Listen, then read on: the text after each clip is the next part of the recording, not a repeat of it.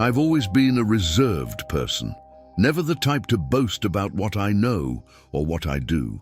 To me, magic has always been a deeply personal matter, something that requires respect and, above all, caution.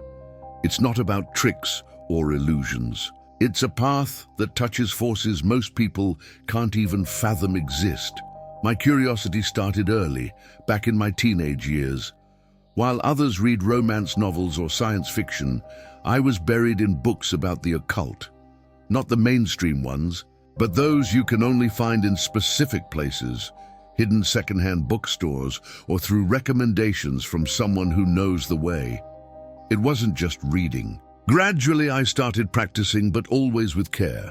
One mistake in a ritual, and you open doors you can't close. Over time, I learned what worked and what was pure exaggeration. Not everything you read is real, but some things are. I began with small practices. Protection, meditations, works to attract positive energy. They worked, and I knew I was dealing with something powerful. I never treated it lightly. From the beginning, I understood that magic is like fire. It illuminates, warms, but also burns. I met others in this realm. Some taught me a lot. Others were just there to impress. But I learned to filter through it. Every ritual I performed was a test, a way to understand my limits and the unseen rules governing this world. I knew this wasn't something to approach frivolously. The truth is, despite all my experience, I always avoided rituals that directly involved other people. Not out of fear of failure, but because I understood that when you direct energy towards someone, it doesn't follow a straight path. Energy is chaotic, and you never know exactly how it will return. My life, up until that point, was peaceful. I kept my practices private, away from the eyes of those who wouldn't understand. It wasn't something I openly discussed, not even with friends. Magic was a part of me that I kept for myself. But then everything changed. What I'm about to share isn't something I'm proud of, but it's the truth. And perhaps it serves as a warning. No matter how much you think you're in control, there are always greater forces at play. Back then, I didn't realize just how real that was. I had a friend. Out of respect, I won't mention his name. But I'll say our friendship was long-standing. He was always a rational person, extremely skeptical. To him, anything that couldn't be explained by science was nonsense. That never bothered me. Everyone is entitled to their beliefs, right? At first, he made light-hearted jokes about my interest in magic. Things like, "So, have you spoken to the spirits today?" Or, "Careful not to fly away on your broomstick." I'd laugh because I knew he didn't understand. It wasn't worth arguing with someone who couldn't see beyond what was tangible. Over time, though, the joke started to shift. He became more cutting, more provocative. He'd say I was wasting my time, that these games were childish. That didn't bother me much when it was just the two of us. But then he began mocking me in front of others. I remember one specific day at a bar with some friends. He started sharing stories about me, inventing absurd situations to ridicule me. Everyone laughed. "This guy thinks he can talk to the dead," he said. I swallowed my anger, but it stayed with me. It was no longer friendly banter. It was humiliation. The worst came months later at a social gathering at someone's house. It was a calm evening, at least until he decided to stand up, point at me, and loudly declare for everyone to hear. "You know what he does in his spare time? Pretends to be a wizard. He's like a child playing charlatan." People laughed. They laughed at me. I stayed silent. It wasn't shame. It was anger. I knew he had done it on purpose, just to expose me, to feel superior. He smiled as if he'd won something. At that moment, I felt something shift inside me. I left the house without saying a word. But as I walked down the street that night, I could only think of one thing. He needed to learn a lesson. The problem is, when you let anger take over, it blinds you. You don't think about the consequences, only about what you want to do.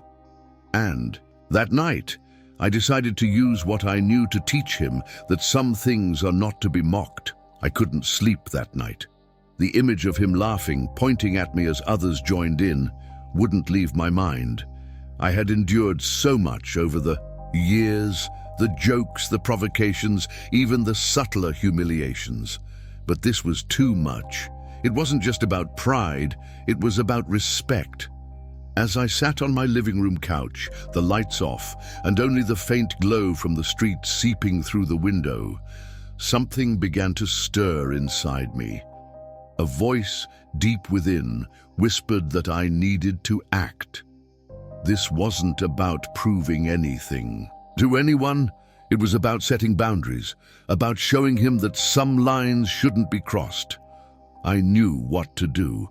Years of study and practice had given me the tools to handle situations like this. I'd never attempted something so deliberate, so directly aimed at another person.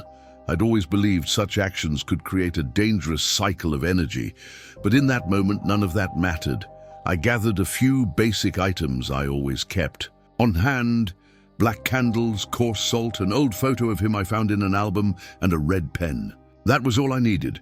The ritual I planned wasn't overly complicated, but it required focus and an unwavering intention. I set up the space in the center of my living room. I created a circle with the coarse salt, placed the candles at specific points, and sat in the middle clutching the photo. I took a deep breath. The air felt heavier than usual, but I was resolute. Using the red pen, I wrote his name across the photo, then drew an X over it. As I did this, I murmured incantations I had committed to memory long ago. This wasn't some theatrical performance. It was an invocation, a request for the energy I was summoning to disrupt his life. Not to harm him physically, but to make him feel the weight of what he had done to me. I finished the ritual by extinguishing the candles and burning the photo in a ceramic dish over a small alcohol flame. The picture caught fire quickly, and the sharp smell of burning paper filled the room. As the ashes formed, something shifted within me. It wasn't satisfaction, more like a strange sense of relief, as though I had finally taken a stand. I cleaned up and went to bed, or at least I tried to. The relief didn't last. It was soon replaced by an unease I couldn't shake. Deep down, I felt I had meddled with forces far beyond my understanding. It didn't take long for things to start happening. At first, it was subtle, almost imperceptible. I heard through mutual friends that he had started missing work because of severe insomnia. He complained that he couldn't sleep, that something kept him awake, though he couldn't explain what. Then came the minor accidents. He tripped on his stairs and sprained his ankle. Days later, he suffered a mild burn while cooking. Nothing life-threatening, but the frequency of these incidents was alarming. He joked to friends that he was having a streak of bad luck. But I knew it was more than that. What struck me the most was when he began to describe feeling like he was being watched. He told someone that whenever he was alone, he felt a heavy presence behind him, like someone standing just over his shoulder. At night, he heard noises in his home, footsteps, faint tapping, but of course found nothing when he looked. He eventually started seeing doctors, but every test came back normal. The constant headaches, the sudden chills, the overwhelming exhaustion, it was all wearing him down. He admitted to feeling drained, as though something was leeching his energy. At first, I'll admit I felt a sense of vindication. It was as though everything he had done to me was being returned. But as the reports grew more intense, a different feeling crept in: concern. It was clear that something was spiraling beyond my control. One day, as I was organizing my things, my eyes fell on the dish where I had burned his photo. The scorch marks were darker, more pronounced than they had been initially. It was as if the object itself had absorbed some of the energy from that night, a physical reminder of what I had done. That evening, I tried to convince myself it was all just coincidence, that he was simply going through a rough patch, and that I wasn't responsible, but deep down I knew that wasn't true. I could feel it. There was something more at play, something far beyond what I had intended. I began to question whether I had made a mistake. Had the ritual been more powerful than I anticipated, or had I summoned something that was now acting on its own? With each passing day, my unease grew. It was then that I realized I needed to act. I didn't know exactly how, but I had to find a way to undo what I had set in motion. Because deep down, I understood one thing with absolute certainty. If I let this continue, it wouldn't just be him facing the consequences. It would be me as well. I had to confront it head on. Things were slipping out of control, and as much as I didn't want to admit it, the weight of what was happening had begun to affect me too. It wasn't just my friend's situation. It was something deeper, a persistent sense that I had crossed a line. That night, I sat in the same spot where I had performed the original ritual. The floor still seemed to carry an unseen residue, as though the energies I had summoned hadn't fully dissipated. The black candles I'd used were tucked away in a corner, but the moment I touched them, a faint chill ran through me. Something felt off. I began with a basic cleansing ritual, one of the first things I'd learned in my studies. Using coarse salt, I redrew the circle and lit white candles while reciting prayers to dispel negative energies. This had always worked before, but that night it was different. The air in the room grew heavier with every word, as if the energy I was trying to banish was pushing back. I lit a stick of myrrh incense, one of the strongest I knew for purification, and began walking through the house, letting the smoke curl into every corner. But as I moved, a sudden crack came from behind me, as if something had fallen. When I turned around, nothing was out of place. Yet inexplicably, the incense stick extinguished itself. I'd heard stories of rituals spiraling out of control, accounts of people trying to undo something only to make matters worse. Until that moment, I had dismissed them as exaggerations. But that night, I began to believe they might be true. I decided to try something more direct. I grabbed one of the black candles from the original ritual and prepared a reversal spell. This type of ritual is far more intricate because it doesn't just aim to undo the initial intention, it also attempts to deal with its fallout. It's like trying to extinguish a raging fire with a single bucket of water. As I recited the incantations, a pressure began building in my temples. It felt like unseen eyes were fixed on me, their gaze unrelenting. The sensation was hard to describe, but profoundly unsettling. I forced myself to continue, even as the discomfort grew. When I finally extinguished the black candle, the flame resisted, flickering stubbornly before going out with an unnatural hiss. The room fell silent, not the peaceful kind of quiet, but an oppressive stillness that seemed to hum with anticipation. I put everything away and went to bed, trying not to think too much about what had just transpired. The next morning, I woke up knowing something was wrong. The weight in the house's atmosphere hadn't lifted. In fact, it felt stronger. I began to sense that in my attempt to reverse the ritual, I had stirred something even deeper. It was as if the energies involved had grown more potent and were now turning their attention to me. At first, I told myself it was just my imagination. Small, odd occurrences around the house could be easily dismissed. A glass slightly out of place, a window I was sure I'd closed left ajar in the morning. Things anyone could explain away as distractions or forgetfulness. But over time, these small incidents began to accumulate. One night, as I sat on the couch trying to relax, I heard a noise in the hallway. It was a faint creak, like a floorboard shifting under weight. Yet when I checked, there was no one there. I told myself it was the house settling, the kind of sound any home makes when the night is quiet. But when I turned to head back, an inexplicable chill crept over me. The air felt dense, as though an unseen presence occupied the space. My nights grew increasingly restless. It wasn't insomnia, but an unshakable sense of unease.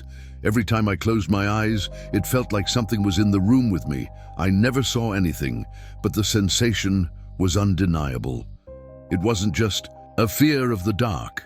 It was the knowledge that something shouldn't be there. The first tangible incident happened in the kitchen. A pot fell off the stove with a loud clang while I was in the bedroom. Rushing in, I found it on the floor, though I was sure it had been secure moments before. I tried to rationalize it as my error, but deep down, I knew better. Then came the accidents. One morning, while washing dishes, a glass slipped from my hands, shattering and slicing my finger deeply enough to require stitches. The following week, I slipped in the bathroom and struck my head against the sink. The injury wasn't serious, but the dizziness lingered for days. The most terrifying moment came one night when I woke up gasping for air. It wasn't a nightmare. I was fully conscious. It felt like something invisible was pressing down on my chest, suffocating me. When I finally managed to move, the air in the room was frigid, almost icy. I knew what was happening. I'd always heard about the rebound effect of rituals, how energies, when not properly controlled, can backfire on the practitioner. And clearly that's what was happening now. Each day, the sensation of being watched intensified. Sometimes I would catch faint whispers, too low to make out, coming from the corners of the room. Other times, it was the sound of bare footsteps in the hallway. Every attempt to ignore it only made the experiences more vivid. I realized then that my situation was no longer just about reversing what I'd done to my friend. It was about addressing something far larger, a force I had unintentionally set in motion. The energies were no longer tethered to my original intent. They had become something else entirely, and if I didn't act soon, I feared I would lose control completely. Sometimes I heard faint footsteps in the hallway, as if someone were walking barefoot. Other times, there was a nearly inaudible whisper coming from a corner of the living room. I tried to ignore it, but it was impossible. It was then I realized I couldn't let this go on any longer. Something was pushing back against me, and I needed to understand what it was before it spiraled out of control. After that failed attempt to reverse the ritual, things started changing for me too. It wasn't immediate, but day by day, it felt as if something unseen was growing stronger around me. At first, it was minor inconveniences, easy to dismiss. But soon, they became signs I could no longer ignore. In the first week, I started noticing strange noises in the house, creaks in the ceiling, as if someone were walking above me, and doors groaning even though they were securely shut. I thought it might be the wood expanding from changes in the weather, but that didn't explain the whispers that seemed to come from shadowed corners. Then came the accidents. One morning, as I got out of bed, I slipped and fell. It seemed like a clumsy misstep until I noticed the floor was damp with water I had no idea where it had come from. A few days later, a framed picture on the hallway wall came crashing down just as I walked by. Each incident was small, but they kept happening. The sense of oppression became unbearable. At night, the air around me felt heavy, pressing against my chest. I could feel a presence, something watching me, but I could never see it. The most frightening moment came one early morning when I woke to the feeling of someone standing by my bed. The room was dark, but I could make out a silhouette. When I turned on the light, no one was there, yet my entire body was covered in goosebumps. My health began to show signs of deterioration. Sleepless nights, constant exhaustion, and a creeping anxiety that I couldn't explain. No matter what I did, it felt like something was draining my energy. Despite my attempts to deny it, there was no escaping the truth. What I had done to my friend was now coming back to haunt me. I started avoiding being alone at home, but the oppressive feeling followed me wherever I went. At work, I had a strange experience. As I typed on my computer, the screen flickered repeatedly, and for a split second, nonsensical characters filled the display. It happened so quickly that I wasn't sure what I'd seen, but it was enough to make me shut everything down and leave the office. I knew I had to act. But the more I tried to come up with a solution, the clearer it became that I was in uncharted territory. I had never faced something so persistent, so visceral. It felt as though the energies I had summoned in the initial ritual now had a will of their own, and they were beginning to consume me. That night, as I lay in bed, I heard 3 loud knocks on my bedroom window. It was on the 3rd floor. There was no way it could have been a person. I got up, pulled back the curtain, and saw nothing. I closed my eyes again, but it was no longer just fear. It was the certainty that I had awakened something that wouldn't leave on its own. It was on an especially bad day that I realized I couldn't keep ignoring the signs. The feeling of being watched, the inexplicable noises and the accidents had become unbearable. I knew this was far more than just a rebound effect from a poorly executed ritual. I decided to perform a simple divination ritual, something I had done before in times of uncertainty. It wasn't complicated. I used a white candle, a bowl of clean water, and a piece of paper.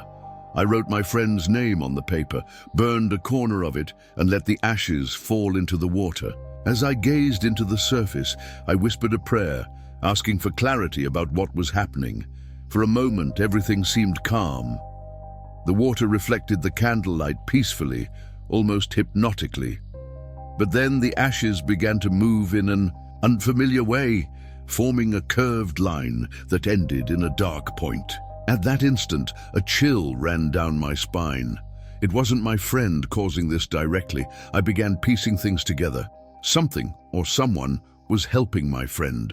He wasn't the type to believe in anything he couldn't physically prove. So if he had turned to someone else, he must have been truly desperate. I decided to dig deeper. Through a few discreet questions to mutual acquaintances, I uncovered the name of a practitioner known within the community. He had a reputation for handling heavy work, the kind most others avoided. I had heard of him before, but never interacted with him directly. His reputation was unsavory, dangerous rituals, questionable ethics, and unpredictable consequences for those who hired him. Suddenly, everything started to make sense. My friend had sought out that practitioner for protection, perhaps out of paranoia after what had started happening to him. But in doing so, he had also opened a new door, a counterstrike, one that was now targeting me.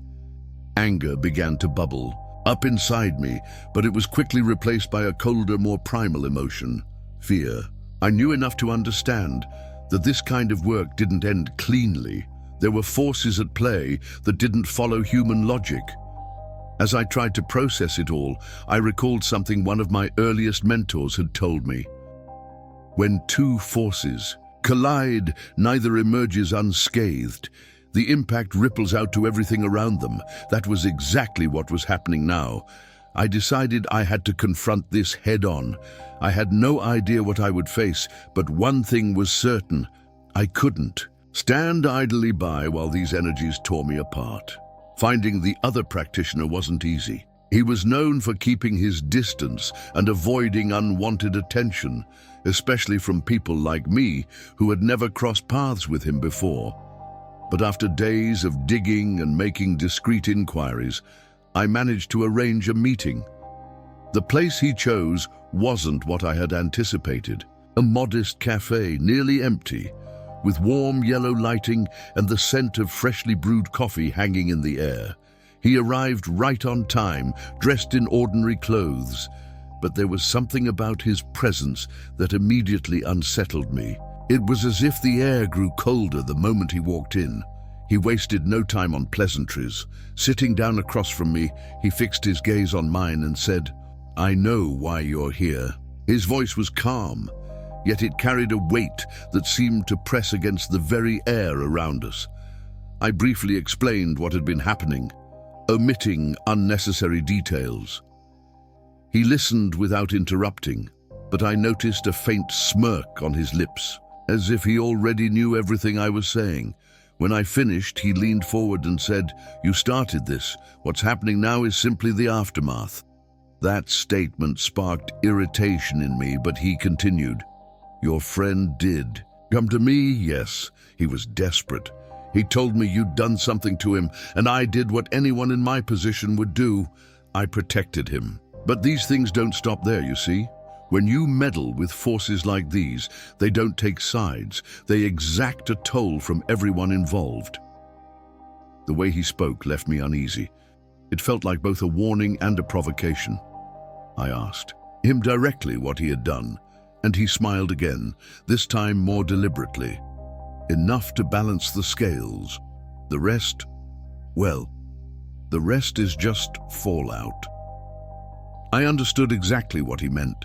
He had invoked something, not entirely different from what I had done, but in a way that left the energies loose, untamed. It was like two rivers colliding, forming an unpredictable and volatile current. Before he left, he offered one final warning. "This won't end the way you hope. What you awakened won't just vanish. You opened a door, and if you want to close it, you'll have to pay the price."